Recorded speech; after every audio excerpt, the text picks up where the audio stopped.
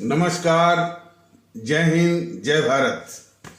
भारतीय अवाम ताकत दल अपने भारतीय भाई बहनों अर्थात अपने देश भारत की जनता अर्थात अपनी भारतीय अवाम से भारतीयता आधारित आपसी श्रद्धा, भारतीयता आधारित आपसी स्नेह, भारतीयता आधारित आपसी प्रेम, भारतीयता आधारित आपसी अखलाक मोहब्बत, भारतीयता आधारित आपसी सहयोग, भारतीयता आधारित आपसी सम्मान, भारतीयता आधारित आपसी एकता, भारतीयता आधारित आपसी भाईचारा तथा भारतीयता आधारित आपसी सद्भाव को समझने व उसे आत्मसात करके वैसा ही और उसी अनुसार आचरण एवं व्यवहार करने हेतु और इसके पूरे भारत में प्रचार प्रसार करने हेतु और इसकी अहमियत और महत्व को प्रत्येक देशवासी को समझाकर उसे अपनाते हुए वैसा ही और उसी अनुसार आचरण एवं व्यवहार करने हेतु और प्रत्येक देशवासी को अपना ही भारतीय भाई बहन मानकर, समझकर, अपनाकर उनके साथ वैसा ही और उसी अनुसार आचरण एवं व्यवहार करने हेतु सतत, सदैव और हमेशा आदर के साथ अर्ज करता है, विनती करता है। अब जो भारतीय एकता, भारतीयता आधारित एकता, भारतीयता आधारित भाईचारा, भारतीयता आधारित सद्भाव या यूं कह सकते हैं कि भारतीयता आधारित आपसी एकता, भारतीयता आधारित आपसी भाईचारा, भारतीयता आधारित आपसी सद्भाव और आपसी अखलाक मोहब्बत, आपसी प्रेम, ये सब कुछ के लिए जो भारतीय अवाम ताकत दल की मुहिम चलाई जा रही है और प्रसन्नता और ये प्रसन्नता का विषय है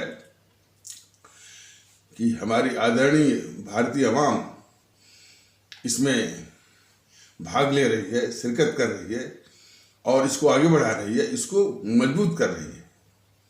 ये प्रसन्नता का विषय, ये जो खबरें आ रही हैं।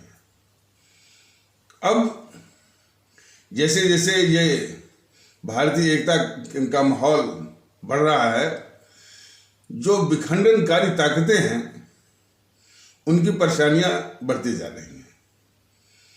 सवाल इस बात का है कि उनकी परेशानी बढ़े या घटे, भारतीय अवाम ताकत दल को इससे मतलब नहीं है। मतलब है और चिंता है भारतीय अवाम ताकत दल को तो अपनी आदरणीय भारतीय अवाम से उसकी चिंता को दूर करना है। और वो जो इस एक बहुत ही विचित्र और लेकिन बहुत ही दुखदायी नारी की स्थिति में फंसी हुई है, उसको निकालने के लिए ही और अपना देश भी जो जिस विकट स्थिति में फंसा हुआ है उसको निकालने के लिए ये भारतीय माहौल जो कि इस देश के लिए बहुत आवश्यक है, उसको लाने की कोशिश में ये भारतीय अवाम ताकत दल लगा हुआ है और बहुत ही खुशी का विषय है, बहुत प्रसन्नता का विषय है और सुकून देने वाला विषय है कि हमारी आदरणीय भारतीय अवाम भी इसमें हिस्सा ले रही है। अब किस गति से ले रही है और कितने गति से लेना चाहिए एक विषय हो सकता है, लेकिन ये चीज आगे बढ़ रही है और लोग महसूस कर रहे हैं कि यदि हमारे प्यारे मुल्क भारत राष्ट्र, अब हमारे प्यारे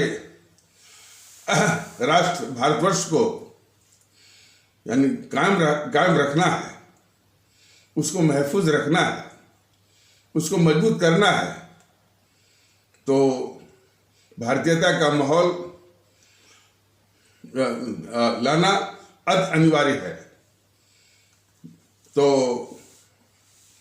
इस विषय में वो ताकतें जो हमेशा विखंडन करने की आदत हो गई है, और वो उन ताकतों के जो कि राजनीतिक दलों के वेश में हैं, वो ताकतें वो आकर के भारतीय अवाम ताकत दल के पदाधिकारी से कुछ उलूल जुलूल तर्क के साथ बात करते हैं कि ये भारतीयता क्या होती है। अब इसका क्या जवाब होगा? जो ऐसा सवाल करे कि भाई कि ये भारतीयता क्या होती है, इसका जवाब क्या हो सकता है? अब इसका अधिक से अधिक तो जवाब यही हो सकता है कि जैसे कोई राक्षस हो, वो हमेशा हत्या करता रहा हो, लोगों का खून बहाता रहा हो, मांस खाता रहा हो, सबों की जान लेता रहा हो, तो यदि उसको सिखाया जाए भाई कि मनुष्यता क्या होती है, करुणा क्या होती है, दया क्या होती है, तो सवाल करेंगे भाई ये मनुष्यता क्या होती है, ये करुणा क्या होती है, वो जरूर सवाल करेगा। तो उसको नए सिरे से उसके दिमाग में डालना पड़ेगा कि नहीं भाई, मनुष्यता ही जो है पूरी मानव जात के लिए कल्याणकारी है, और उन पर करुणा, दया और रहम ही जो है पूरी मानव जात के लिए, पूरी इंसानी कौम के लिए आवश्यक है। तो उसको नए सिरे से समझाना पड़ेगा या उसको समझना पड़ेगा। तो कुछ इसी तरह का ये परिदृश्य सामने है कि वो ताकतें जो हमेशा विखंडन करती रही समाज में, विखंडन करके अपने स्वार्थ सिद्धि यानी अपने पक्ष में समर्थन जुटाना, अपने पक्ष में वोट बटोरना और सत्ता हथियाना करती रही हैं। आज वो सवाल कर रही हैं कि ये भारतीयता क्या होती है। तो इससे अंदाज करिए कि उनका मानसिक प्रदूषण किस स्तर तक किया गया है इन 60-70 सालों में, इन राजनीतिक दलों के द्वारा अपनी स्वार्थ सिद्धि में और अपने समाज को विखंडनकारी गतिविधियों में जो आदत या संस्कार डाला गया है, उसी का ये परिणाम है। दूसरा, कुछ और भी कुतर्क के साथ पेश आते हैं, बोलते हैं कि हम भी भारतीय हैं, हम भारतीय नहीं है क्या? ये कौन सी नई बात है? जी हाँ, आप भारतीय हैं, ये तो बराबर भारतीय जनता दल बराबर एहसास दिला है कि आप भारतीय हैं, लेकिन आपका जो व्यवहार है, जो आचरण है, जो कंडक्ट है, जो बर्ताव है, वो भारतीयता के सीधे उसके खिलाफ है। भारतीय जनता दल यही कह रहा है। अभी जो जिस तरह का सवाल किया जाता है कि भारतीयता क्या होती है, इस सवाल करना ही कि कहना कि हम भारतीय हैं और बर्ताव आपका ठीक उसके खिलाफ है, विरुद्ध है। और ये कहना कि हम भी भारतीय हैं, तो भी क्या होता है? भी क्या होता है? आप भारतीय ही हैं और कुछ नहीं है। भी क्या होता है? उनके कहने का मतलब कि हम सबसे पहले तो हम हिंदू हैं, और भारतीयता है या नहीं है वो चलेगा। यही सोच जो है सारी खुराफात की जड़ है। हमारा असली वजूद है कि हम हिंदू हैं। भारतीयता हम हो भी सकते हैं, नहीं भी हो सकते हैं। इस तरह की सोच भारत राष्ट्र के परिवेश में बहुत ही घातक है। आप सिर्फ भारतीय हैं, और जो पंथ है, आपका विश्वास है हिंदू सनातन का, या इसी प्रकार आपका इस्लाम पंथ का आपका विश्वास है, इसी तरह से और भी पंथ होंगे। आपका विश्वास है, आपका पंथ है, तो उसके लिए भारतीय अवाम ताकत दल या पूरा समाज या सरकार उस पंथ को सलाम करती है, आदर करती है, सम्मान देती है, लेकिन उससे अपेक्षा भी करती है कि वो आपका जाति मामला है, जाति मामला अपने जाति तरीके से या जाति हद में ही रख करके उसका पालन करिए। वहां कोई पूछने जाएगा न कोई सवाल करने जाएगा और न कोई टीका टिप्पणी जो है वो उठाने जाएगा। व्यक्तिगत रूप से जो भी आपको पसंद आता है, जो भी आपकी रीति रिवाज है, करिए उससे, लेकिन इसका ध्यान रखिए कि यह राष्ट्र भारतवर्ष है और जिसका संचालन भारत के संविधान से है, तो अपने पंथ के उसके परिपालन में, उसके अनुसरण में, उसकी प्रक्रिया को अपनाने में कोई ऐसी बात ना है जो मानवीय सिद्धांतों के, जो इंसानी वसूलों के खिलाफ हो और जो भारत के संविधान या भारत के संविधान के द्वारा बनाए गए कानून का उसमें कोई उल्लंघन हो। यदि ऐसा होता है तो उसमें भारत की अदालतें उसमें दखल देंगी और उसके फैसले मान्य होंगे। इतनी सी बात का ध्यान रखना होगा। तो उसको जाति तौर पर उसका निर्माण करिए, लेकिन घर के बाहर, अपनी चौखट के बाहर जो हमारा सामूहिक जीवन है, जो हमारा सामूहिक गतिविधि है, वहां इसमें किसी पंथ की कोई भूमिका नहीं है। ये वातावरण हमारा शुद्धता भारतीय है और राष्ट्रीय है। तो यहाँ पर भी यदि इस तरह से कहना कि नहीं, हम हिंदू ही हैं, पहले हम मुस्लिम ही हैं, भारतीयता, पहले तो सवाल करना कि भारतीयता क्या होती है, या हम भी भारतीय हैं, इस तरह की बात करना ही जो है दिखाता है कि इस जो भारतीय माहौल की आवश्यकता है उसके प्रति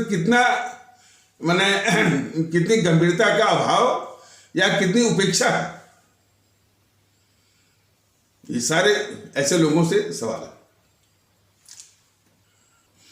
जो लोग ये सवाल करते हैं कि हम भी भारतीय हैं, भारतीय तो हैं, यह तो वो निर्विवाद सत्य है। और यही चीज तो बार बार भारतीय अवाम ताकत दल कह रहा है, क्या भारतीय होते हुए भी भारतीय की तरह आचरण नहीं कर रहे हैं। समस्या इसी से पैदा हो रही है भारतीय संगठन बनाएंगे हिंदू महासभा की, है भारतीय जो है वो संगठन बनाएंगे ऑल इंडिया मुस्लिम मजलिस की, है भारतीय और अखिल भारतीय सिख महासभा की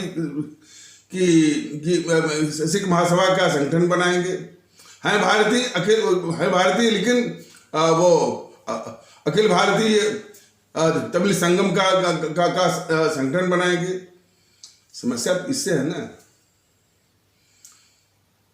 और बल्कि उसको समझाने के लिए ऐसा भी कहा जा सकता है कि कोई कहे हम मनुष्य हैं, ठीक है मनुष्य तो हो, लेकिन जब तुम हिंसक बन जाते हो, जब तुम किसी का वो सामान छीनने लगते हो, डकैती करने लगते हो और अमानुषिक व्यवहार करने लगते हो, समस्या तो उससे है ना। सिर्फ मनुष्य वो कह देने से, सिर्फ मनुष्य का शरीर धारण कर लेने, वो सिर्फ मनुष्य का शरीर धारण कर लेने से तो मनुष्य नहीं वो कहलाओगे।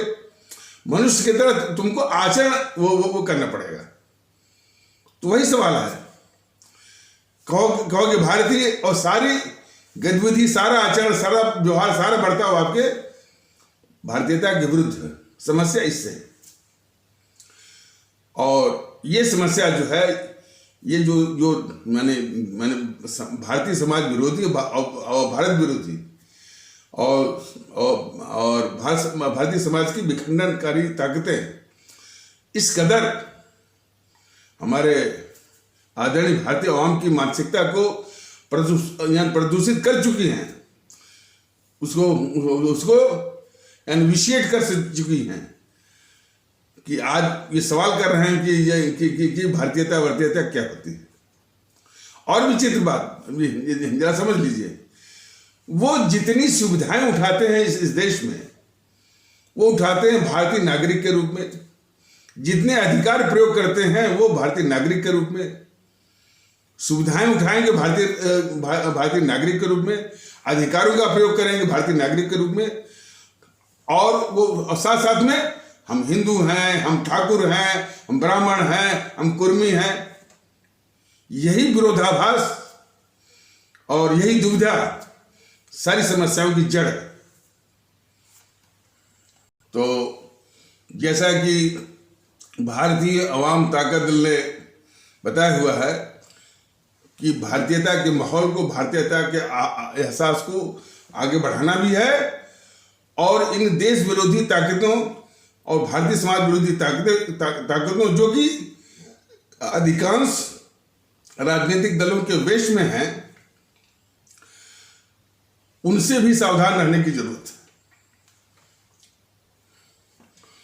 उनके चरित्र, उनके फितरत के विषय में भारतीय अवाम ताकत दल अपने आदरणीय भारतीय अवाम को आगाह कर रहा है और करता भी रहेगा।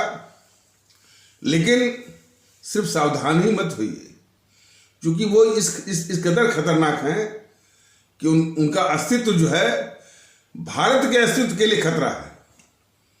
इसलिए उनको ऐसे ताकतों का अस्तित्व मिटाना है, उनको जड़ से वो खत्म करना है, नष्ट में नाबूद करना है।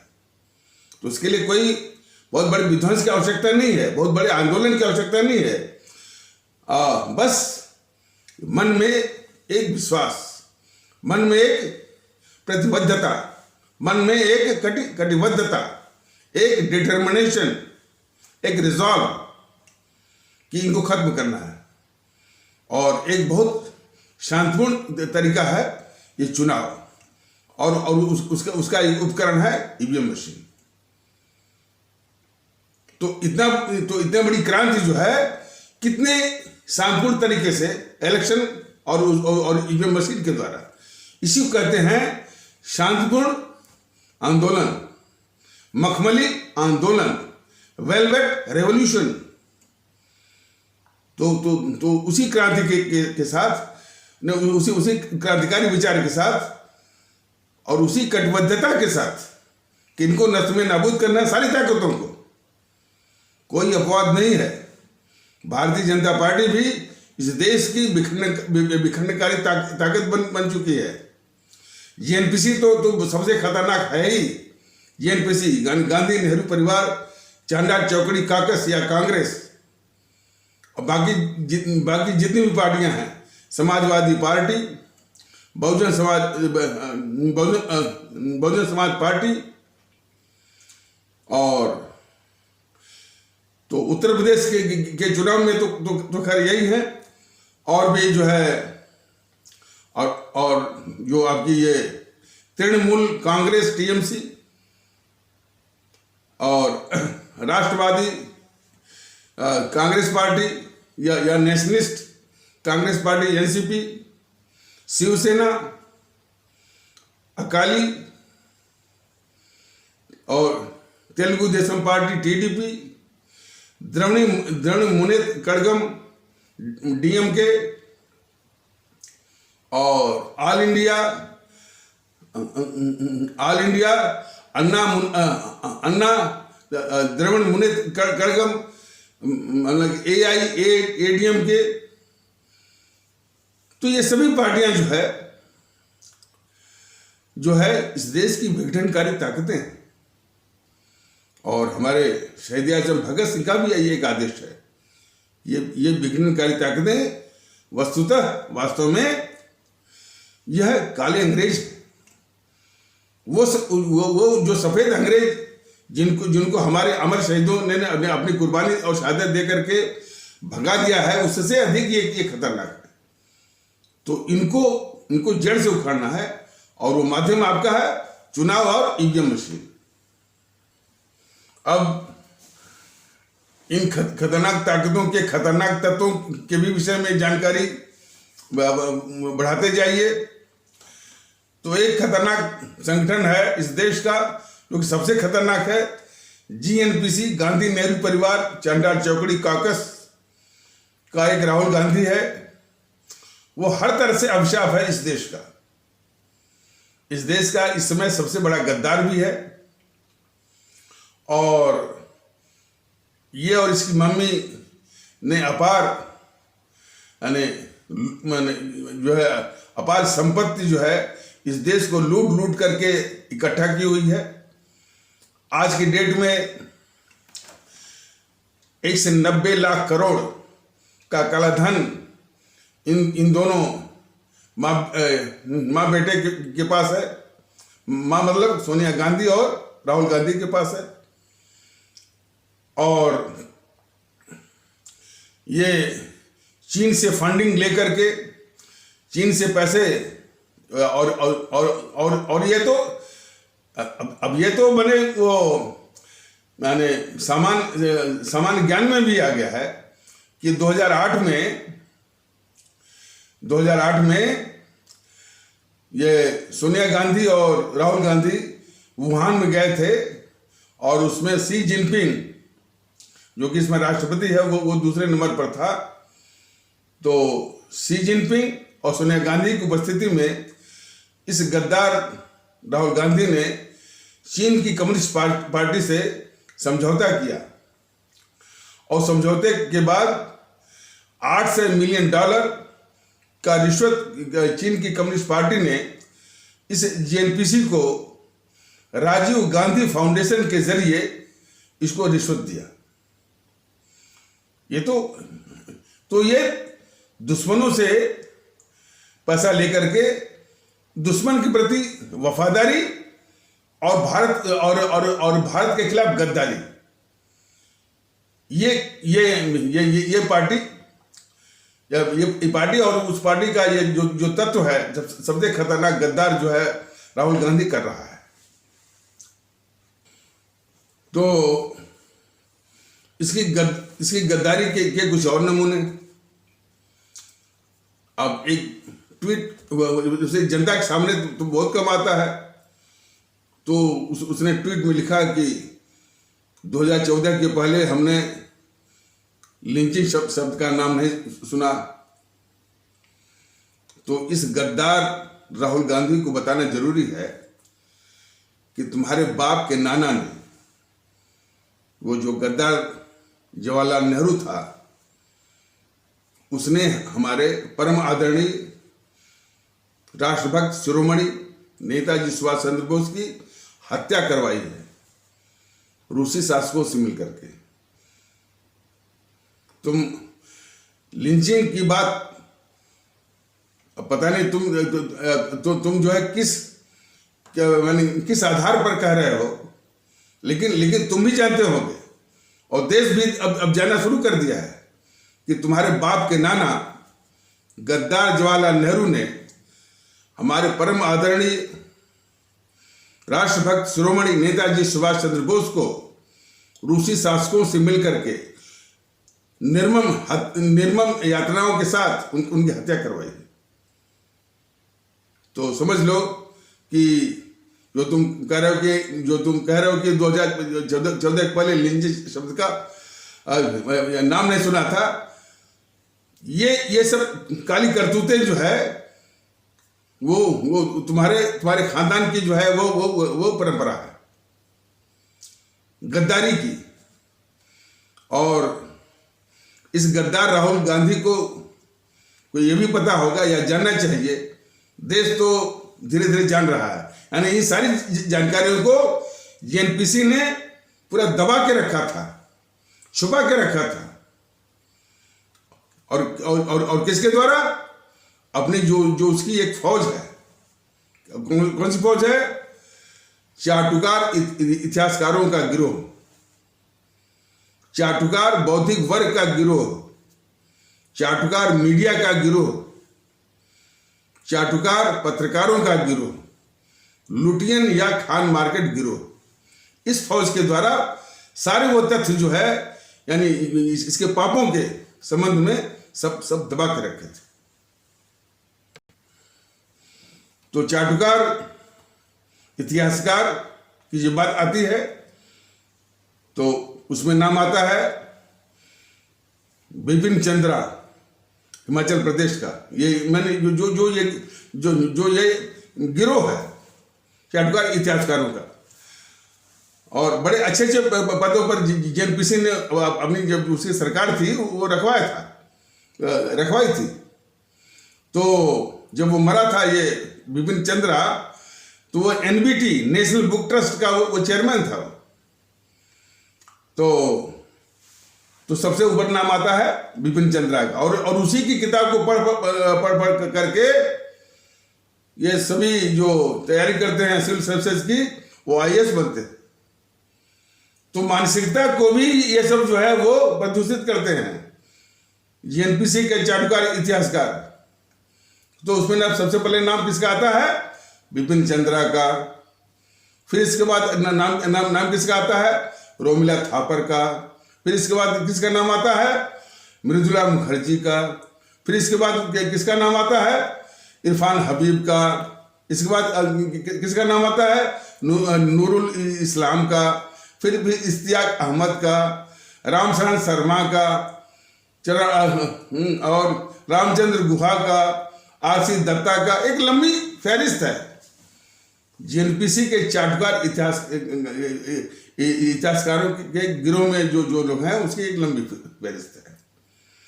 अब और बौद्धिक वर्ग में भी तमाम है।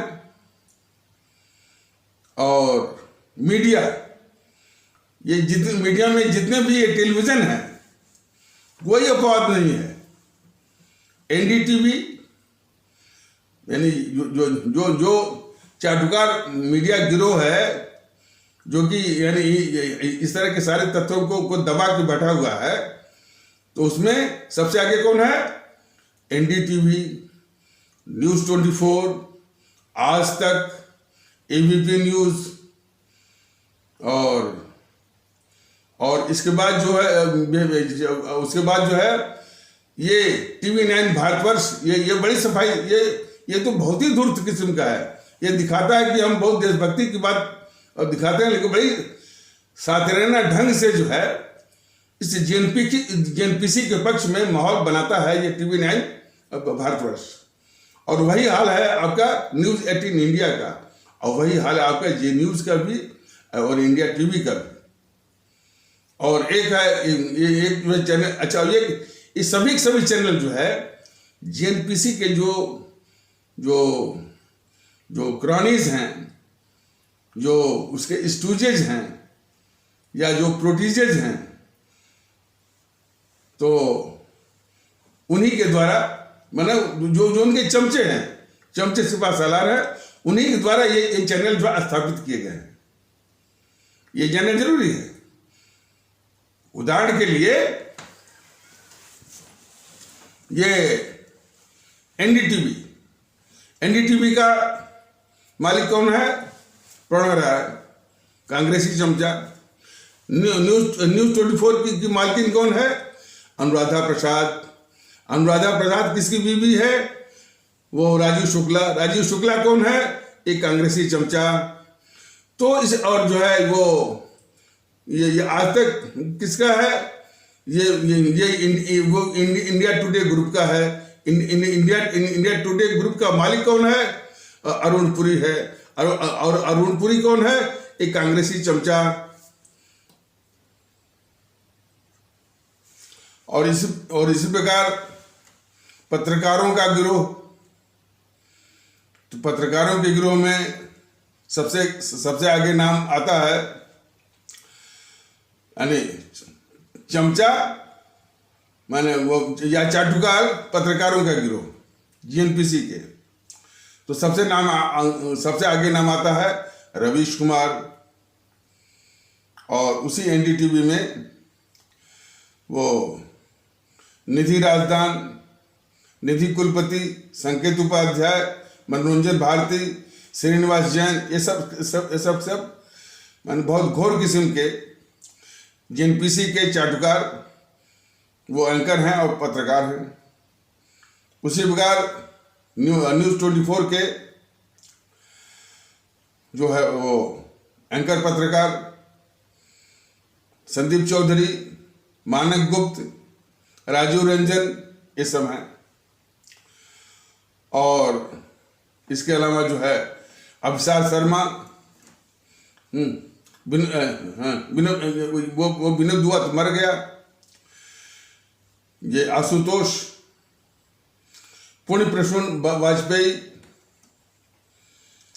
आरफा खानम, बरखा दत्त, राजदीप देसाई, शेखर गुप्त, राणा अयूब, राहुल कंवल, अजीत अंजुम, उर्मिलेश, विनोद शर्मा जो हिंदुस्तान टाइम्स का पहले एडिटर इन चीफ था, अब आजकल वो पॉलिटिकल एडिटर हो गया है, विनोद शर्मा। और फिर जो है वो सत्य हिंदी के यूट्यूब पर अक्सर आते रहते हैं सब, वो अशोक वानखेड़े और आलोक जोशी, हरजिंदर,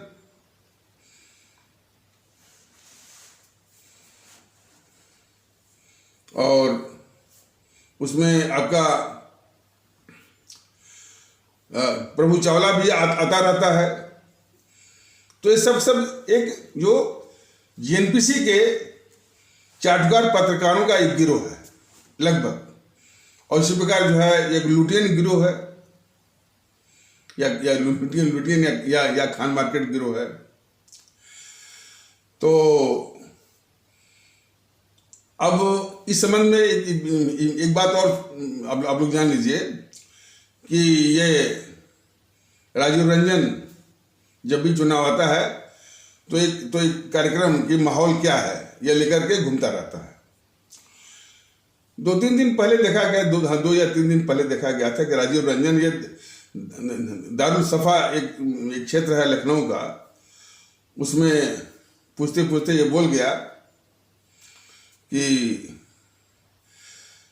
वैसे तो सब ठीक है, लेकिन जब कोई रिटायर्ड सेना का अधिकारी मंत्री बन जाता है, जब कोई रिटायर्ड भारत का मुख्य न्यायाधीश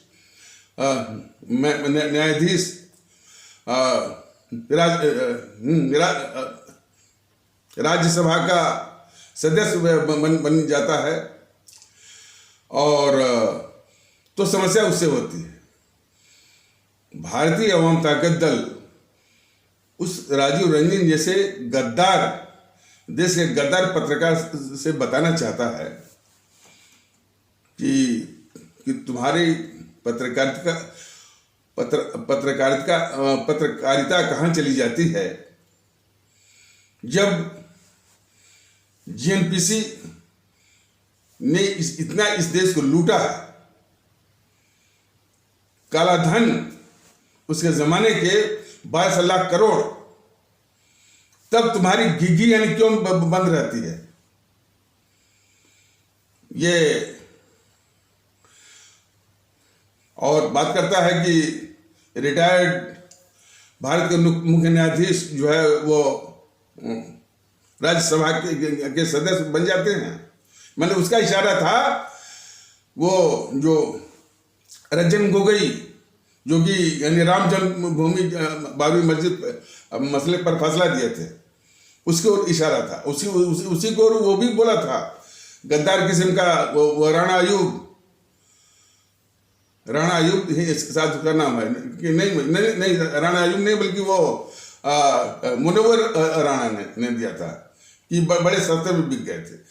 तो ऐसे गद्दार लोगों को भारतीय जनता दल ये आईना दिखाना चाहता है कि 1984 का जो जेएनपीसी ने सरेआम और सुनियोजित ढंग से प्लान वे में जो हत्या करवाई थी, कत्लेआम करवाया था, तब तुम्हारी जबान कहाँ चली गई थी, तब तुम्हारी घिघी क्यों बंद थी। और इतना ही नहीं, उस जो है सरेआम कत्ल का, हमारे सिख आस्था वाले भारतीय भाई बहनों के कत्ल आम का वो पाप जो है एक रिटायर्ड भारत के मुख्य न्यायाधीश रंगनाथ मिश्र के द्वारा कैसे ढका गया, तब इस गद्दार पत्रकार राजू रंजन जैसे लोगों का कि घिघी क्यों बंद रहती है। और फिर जब यही मसला सुप्रीम कोर्ट पहुंचा तो जेएनपीसी का एक नेता जो कि राज्यसभा का मेंबर था, राज्यसभा से सीधे उठा करके जेएनपीसी जो है वो गुवाहाटी हाई कोर्ट का वो जस्टिस बनाती है वारुल इस्लाम को। और फिर वहां से वह गुवाहाटी उच्च न्यायालय के मुख्य न्यायाधीश के पद से वो रिटायर होता है। और फिर वो राज्यसभा का मेंबर वो बन जाता है। और फिर इसके बाद जब ये 1984 का जो कत्लेआम वाला मामला काफी तो ये खा गया था रंगनाथ मिश्रा, माने सुप्रीम कोर्ट के या भारत के मुख्य न्यायाधीश सेवानिवृत्त भारत के मुख्य न्यायाधीश की हैसियत से उसने जो है सारे पाप जेएनपीसी के जो 1984 के जो सरेआम जो कत्ल करवाया था हमारे सिख आस्था वाले भारतीय भाई बहनों का, वो सारा पाप खा करके वो दिल्ली पुलिस के मत्थे मर दिया इस सेवानिवृत्त भारत का मुख्य न्यायाधीश रंगनाथ मिश्रा ने। और जो फिर जब ये मामला चैलेंज हुआ सुप्रीम कोर्ट में, तो फिर जेएनपीसी ने उसी वारुल इस्लाम जो कि वाकई में जेएनपीसी का एक नेता था और राज्यसभा का सदस्य था और उसी सदस्य और उसके सदस्य रहते ही इन सबों ने वहाँ का गुवाहाटी उच्च न्यायालय का वो जस्टिस बनाया। और वहीं से वो वहाँ के मुख्य न्यायाधीश पर से वो सेवानिवृत्त हुआ। और फिर आकर के फिर बन गया था वो जो है फिर बन गया था राज्यसभा का सदस्य। तो फिर इसके बाद जब ये मामला सुप्रीम कोर्ट पहुंचा, फिर उस सुप्रीम कोर्ट में इस मामले को दबाने के लिए फिर जेएनपीसी वालों ने उसी वारुल इस्लाम को सुप्रीम कोर्ट का जस्टिस बनाया। तब ये इस तरह के जो तिकड़म और इतना घोर बेहयाई जेएनपीसी ने किया है, करती रही, तो राजीव रंजन ऐसे गद्दार, देश के गद्दार पत्रकार कहाँ थे? क्यों उनकी घिघी बंद थी? सवाल इस बात का है कि राजीव रंजन जैसे गद्दार पत्रकार अकेले नहीं हैं, कई हैं। उनको उनकी गतिविधियों को मतलब कुचलने की आवश्यकता है। और इसीलिए भारतीय जनता दल अपने अवाम को जागरूक कर रहा है कि जो ही इस तरह की जबान खोलने, और जो हर वक्त जो है बड़ी सफाई से इस देश के सबसे बड़े गद्दार जेएनपीसी के पक्ष में वो माहौल बनाता है। माहौल क्या है कि नाम पर वो गद्दार राजीव रंजन जो है वो जेएनपीसी जो सबसे बड़ी गद्दार है और सबसे बड़ी अभिशाप मैंने तंजीम है, राजनीतिक तंजीम इस हमारे मुल्क भारत का, उसके पक्ष में हमेशा ये माहौल बनाता रहता है। और किसके अधीन? माहौल क्या है, माहौल क्या है कि प्रोग्राम के अधीन। तो भारतीय जनता दल जो अपने आदरणीय भारतीय भाई बहनों से जो निवेदन करना चाहता है कि अब जब उसका प्रोग्राम हो तो हमारे आदरणीय भारतीय भाई बहन उसका बहिष्कार करें। बहुत बड़ा गद्दार है, बहुत बड़ा गद्दार पत्रकार है, और यदि उसका बहिष्कार होगा तो एक और गद्दार 2-3 और घूमते रहते हैं। वो अजीत अंशुम भी घूमता रहता है, लल्लन टॉप वाले भी घूमते रहते हैं। लल्लन टॉप के जितने भी पत्रकार हैं, और देखिए सौरभ द्विवेदी करके 2 हैं, दोनों का नाम जो है वो सौरभ द्विवेदी है। ये सब महीन किस्म के जेएनपीसी के चाटुकार भी हैं और देश के गद्दार भी हैं। जरूरत इस बात की है कि हमारी आवाम जागरूक होकर के इनका बहिष्कार करे। तो बात चल रही थी कि वो गद्दार जो है इस देश का, राहुल गांधी ट्वीट कर रहा है कि 2014 के पहले लिंचिंग शब्द या लिंचिंग नहीं सुना गया था। तो वो याद करे कि उसके बाप के नाना ने हमारे परम आदरणीय राष्ट्रभक्त शिरोमणि नेताजी सुभाष चंद्र बोस को रूसी शासकों से मिलकर के निर्मम यातनाओं के साथ उनकी हत्या करवाई। और सत्ता हथियाने की हवस में, यानी ये गद्दार राहुल गांधी को बताने की जरूरत है। उसको याद कर, गद्दार राहुल गांधी, कि तुम्हारे बाप के नाना गद्दार जवाहरलाल नेहरू ने सत्ता हथियाने की हवस में हमारे देश को ही बांट दिया, और उस देश विभाजन के फलस्वरूप हमारे 25 से 30 लाख भारतीय भाई बहनों को जान गंवानी पड़ी। तो तुम कहते हो ना कि लिंचिंग शब्द नहीं सुना गया। देख, ये सामूहिक नरसंहार तुम्हारे बाप के नाना गद्दार जवाहरलाल नेहरू के ये कारण हुई है। अब इसमें ढूंढ कि लिंचिंग कहाँ है। और ये 25 से 30 लाख भारतीय भाई बहनों की हत्या या उनकी जान को लेना, वो कितने लिंचिंग के बराबर है, इसका अंदाजा कर तुम। और उसी के बाप के नाना गद्दार जवाहरलाल नेहरू ने जम्मू कश्मीर की जेल में डॉक्टर श्यामा प्रसाद मुखर्जी की हत्या करवाई, और भी चीजें। और उसी गद्दार राहुल गांधी की जो नानी गद्दार इंदिरा गांधी ने किसको नहीं मरवाया? शास्त्री जी को मरवाया, अपने कैबिनेट के सहयोगी ललित नारायण मिश्र को मरवाया,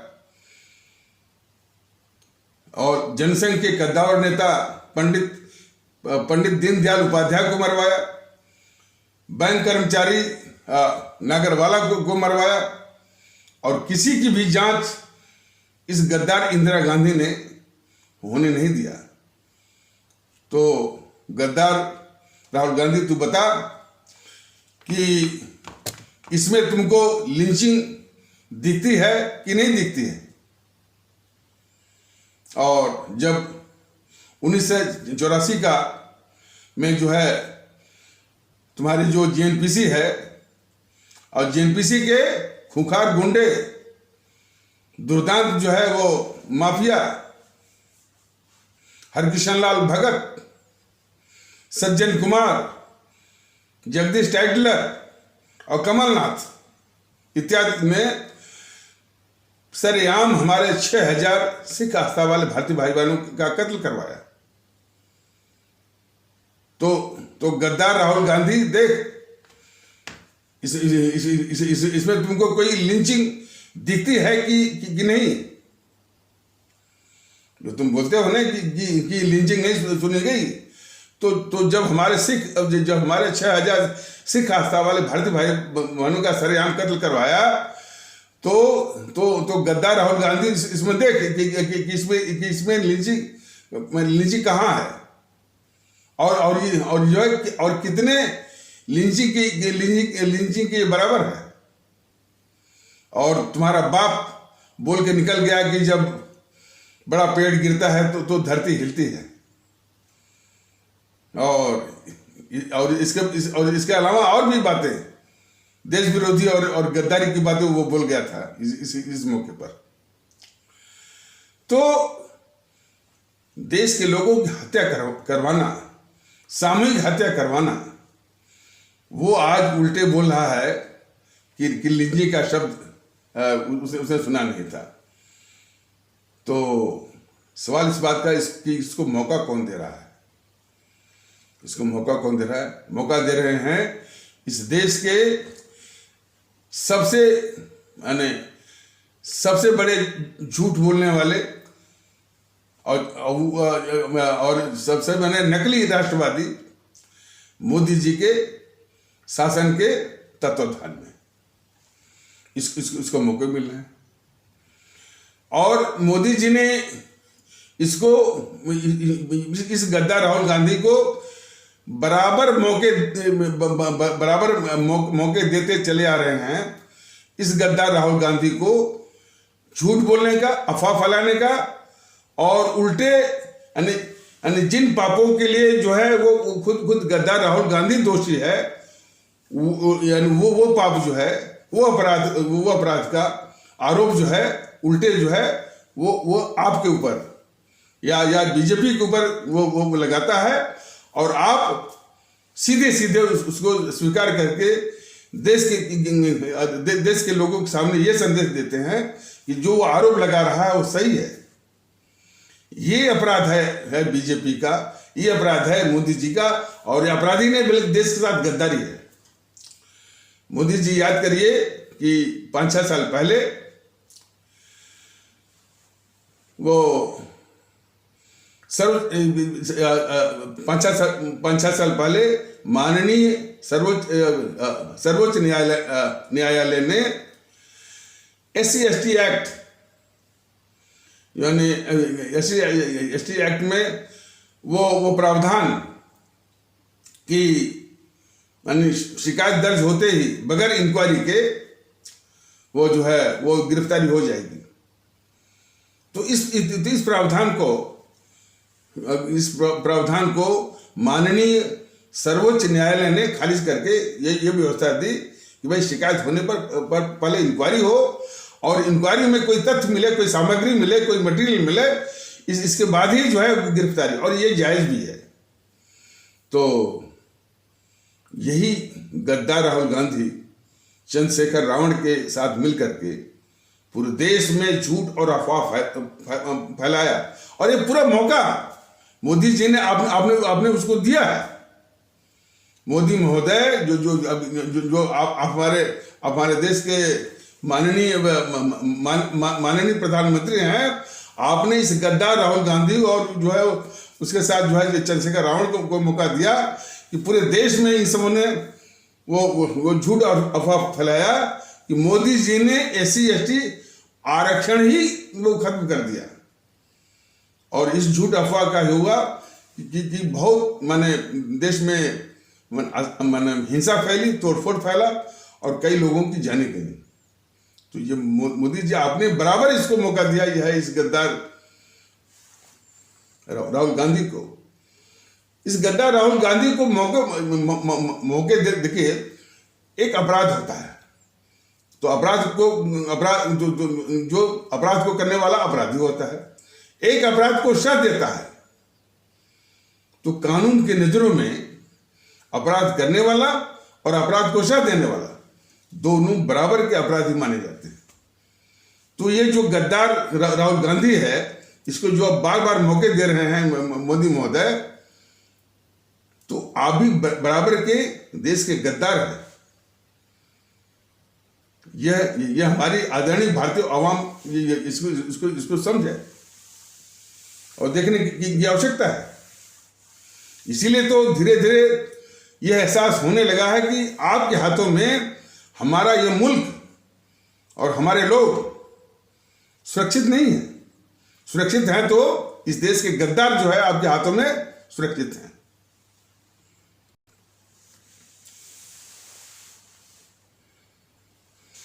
अब इसके बाद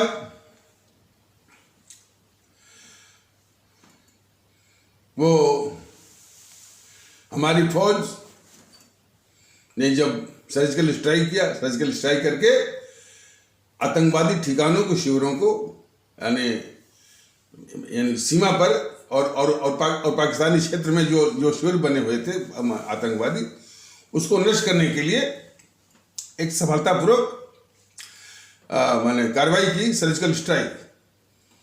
ये गद्दार राहुल गांधी अपनी ही सेना का मनोबल गिराने के लिए, उसके शौर्य और पराक्रम को नीचा दिखाने के लिए सबूत मांगने लगा। इस कदर का ये गद्दार। और फिर हमारी सेना ने पाकिस्तान के अंदर, बिल्कुल अंदर घुस करके जब बालाकोट एयर स्ट्राइक किया, तो फिर ये गद्दार राहुल गांधी हमारी वायुसेना या हमारी भारतीय सेना का मनोबल तोड़ने के लिए और उसके शौर्य और पराक्रम को नीचा दिखाने के लिए ये गद्दार राहुल गांधी फिर सबूत मांगा। तो मोदी जी पता नहीं आप माने किस कारण से इस गद्दार राहुल गांधी को बार बार मौके दे रहे हैं गद्दारी करने का देश के खिलाफ। इसीलिए आप सीधे तौर पर तो इस देश के गद्दार नहीं हैं, लेकिन इन सारे गद्दार, वो सिर्फ वही नहीं, वही हाल जो है वो सोनिया का भी है, वही हाल प्रियंका का भी है और वामपंथी और इस प्रकार के जितने भी इस देश के देशद्रोही और खतरनाक किस्म के गद्दार हैं, मोदी जी आप पालते हुए देश के खिलाफ बहुत बड़ी गद्दारी कर रहे हैं।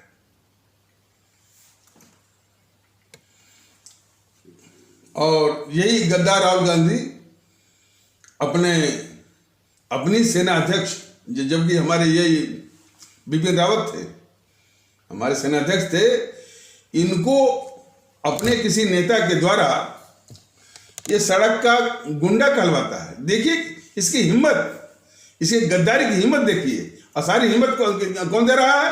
मोदी जी दे रहे हैं। तो अपने इसी देश में रहता है, इसी देश का खाता है, इसी देश से समान प्यार पाता है और इसी देश के सेना अध्यक्ष को अपने किसी नेता से सड़क का गुंडा कहलाता है। ये सारा अवसर दे रहे हैं मोदी जी इस गद्दार राहुल गांधी को। और इसकी गद्दारी और भी देखिए। और हमारा जो दुश्मन पाकिस्तान है, उसके सेना अध्यक्ष को गले लगाने के लिए ये अपना दूध भेजता है नवजोत सिद्धू को। तब भी ये मोदी महोदय की अंतरात्मा जो है वो जागती नहीं है। और जो पैसा लिया था अपने दुश्मन चीन से 2008 में राजीव गांधी फाउंडेशन के जरिए, तो पिछले साल जो है लद्दाख की सीमा पर जब दोनों देश, अपना दुश्मन चीन और भारत की सेनाएं डटी हुई थी, ये गद्दार राहुल गांधी वो जो चीन की जो प्रोपेगेंडा मशीन है ग्लोबल टाइम्स, जो कि हमेशा झूठ और अफवाह फैलाती, उसी बातों को आधार बना करके यह चीन के पक्ष में और भारत के खिलाफ जो है पूरा ये माहौल बना रहा था ये गद्दार राहुल गांधी।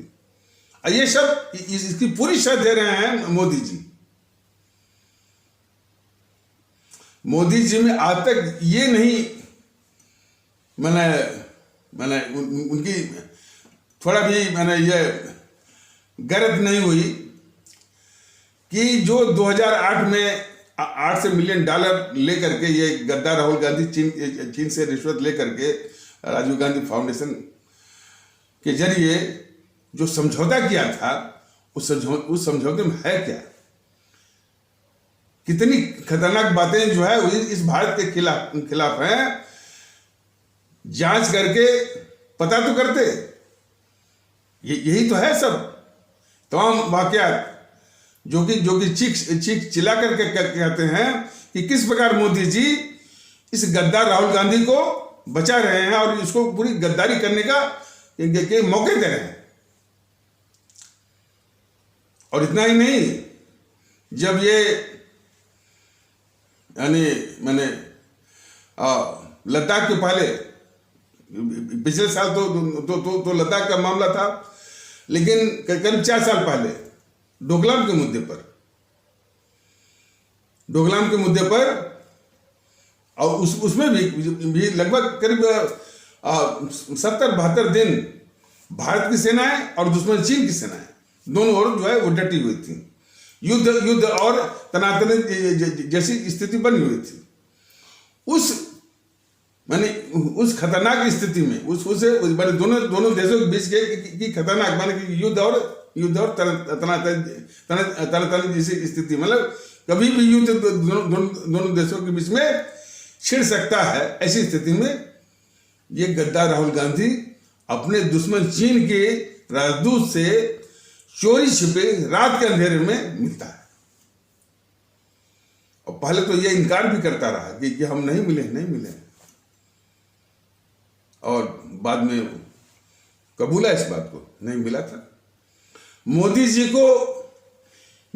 की राष्ट्रभक्ति, मोदी जी को स्वयं ये गैरत नहीं आई कि उसकी जांच तो कराएं कि ये गद्दार राहुल गांधी उन स्थितियों में, उस दौरान में अपने दुश्मन चीन के राजदूत से मिलकर के कौन सी सूचनाओं का इसने यानी भारत के खिलाफ कौन सी संवेदनशील और खतरनाक सूचनाओं का इसने आदान प्रदान किया।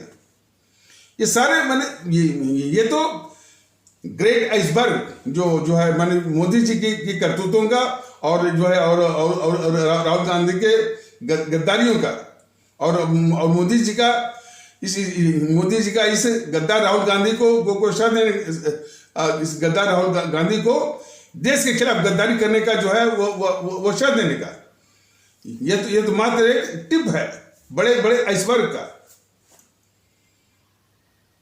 तो और इतना ही नहीं, सीए का मामला हुआ, देखिए ना, सीए के जब मामला हुआ तो ये सोनिया गांधी सरेआम इसी रामलीला मैदान से हमारे इस्लाम आस्था वाले भारतीय भाई बहनों को उसने भड़काने के लिए और उनको झूठ और अफवाह का शिकार बनाने के लिए सरेआम उसने आह्वान किया कि अभी भी घरों में क्यों बैठे हो, घरों में बैठने वाले कार्य कहलाते हैं, घरों से बाहर निकलो, सड़कों पे आओ, आंदोलन करो। और उसी ने अपरोक्ष रूप से हिंसा, आगजनी, तोड़फोड़ और यह देश को अस्थिरता में झोंक देने के लिए आह्वान किया, इसने भड़काया। तो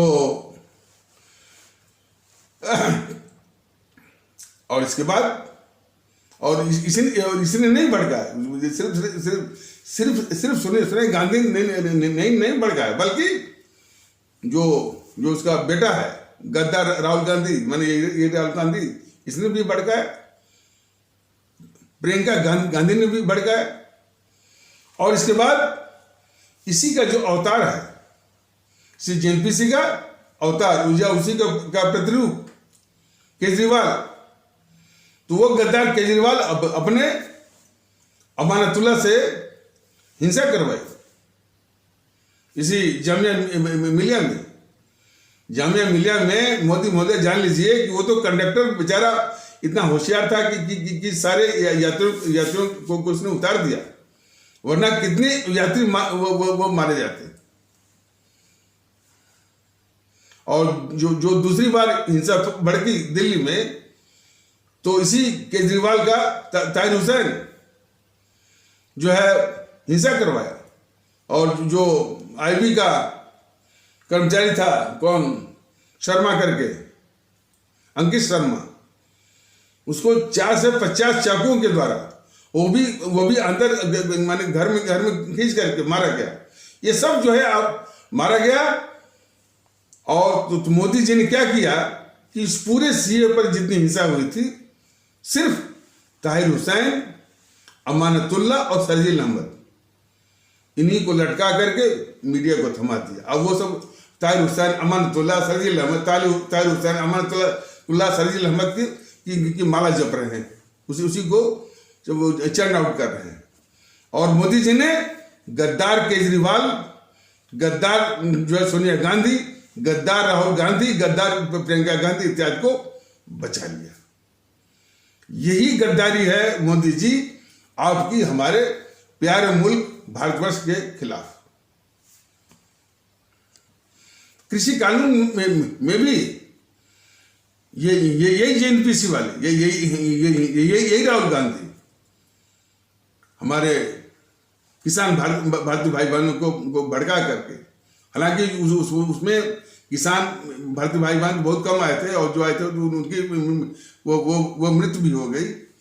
और इससे बड़ी गद्दारी क्या होगी मोदी जी कि जो वो किसान जो मारे गए, इसके लिए सिर्फ और सिर्फ जिम्मेदार जो है जेएनपीसी वाले और वामदल वाले हैं, जो कि लाकर के हमारे वो मासूम किसान भारतीय भाई बहनों को बिठा दिया। और जो है उसी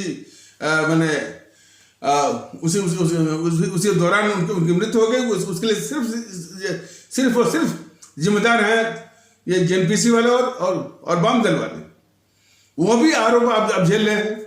वो तो उल्टे कर रहे हैं कि जो है आपके कारण या आपके कृषि कानून के कारण उनकी जान गई, उनका वो दो मुआवजा, और आप मान भी गए। तो इन देश विरोधी ताकतों को हर तरह से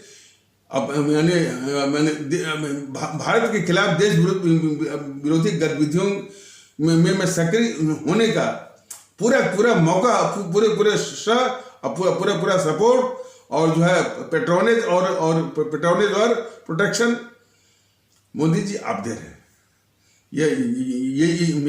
यही आपकी देश के खिलाफ बहुत बड़ी गद्दारी। जिस जेएनपीसी ने और जिस वाम दलों ने माने कृषि कानून के विरोध के नाम पर और किसान आंदोलन का मुखौटा पहने हुए इतना देश विरोधी जमावड़ा करा दिया, देश का आर्थिक वो नुकसान करवाया, करीब 1 लाख करोड़ के आसपास। दिल्ली की जितनी भी सड़कें हैं, जितने हाईवेज हैं, उनको जाम करके मैंने दिल्ली वासी हमारे भारतीय भाई बहनों, दिल्ली के आसपास में रहने वाले हमारे भारतीय भाई बहनों का जीवन नरक वो बना दिया इन समूहों ने, एनपीसी वालों ने और वाम दल वालों ने। आप उनको सजा देने के बजाय, उनको ठिकाने लगाने के बजाय आप संसद में बोल रहे हैं कि जब तक मोदी है तब तक मजे लीजिए। ये सबसे घिनौने आपकी जो है देश विरोधी जो है वो हरकत आपकी है। इसलिए आपका जो राष्ट्रवाद है वो बिल्कुल झूठा है, बिल्कुल कपटपूर्ण है, और जो है माने छलपूर्ण है, घृणा आती है। और इसके बाद आपने जो है वो घुटने भी टेक दिया, उधर संसद में बोल दिया कि जब तक मोदी है तब तक मजे लीजिए। वो आपने शर्त दिया इतनी खतरनाक वो देश विरोधी ताकतें जो जीएनपीसी और गांधी नेहरू परिवार चांदा चौकड़ी काकस और वामदल को आप कह रहे हैं कि जब तक मोदी है तब तक मजे लीजिए। और इसके बाद जो है साल भर के बाद आपने फिर वो घुटना टेका और जो है वो माफी मांग रहे हैं, वापस ले रहे हैं। यही तो है। देश की खतरनाक देश विरोधी ताकतों को आप हर वक्त जो है देश के खिलाफ गद्दारी के मौके दे रहे हैं आप। इसीलिए देश देख रहा है, लोग देख रहे हैं और देशवासी देख रहे हैं, हमारे आदरणीय भारतीय आवाम देख रही है कि देश के गद्दारों को माने हर एक मौका दे रहे हैं देश के खिलाफ गद्दारी करने का। लेकिन हमारे आदरणीय भारतीय भाई बहनों, ये तो इनकी करतूत फितरत, चाहे माने बीजेपी की हो, चाहे मोदी जी की हो, चाहे जेएनपीसी वालों की हो, चाहे वाम दलों की हो, चाहे समाजवादी पार्टी या बहुजन समाज पार्टी की बताई जा रही हो, लेकिन इनको नस्ल में नाबूद करने की जिम्मेदारी अब आपके कंधों पर आ गई है। आप एक होकर के भारतीयता के आधार पर एक होकर के इनको नस्ल में नाबूद करिए। इसके अलावा और कोई रास्ता नहीं है। तो इन्हीं आवश्यक शब्दों के साथ इस आवश्यक परिचर्चा को यहीं पर विराम दिया जाता है। तब तक के लिए नमस्कार, जय हिंद, जय भारत।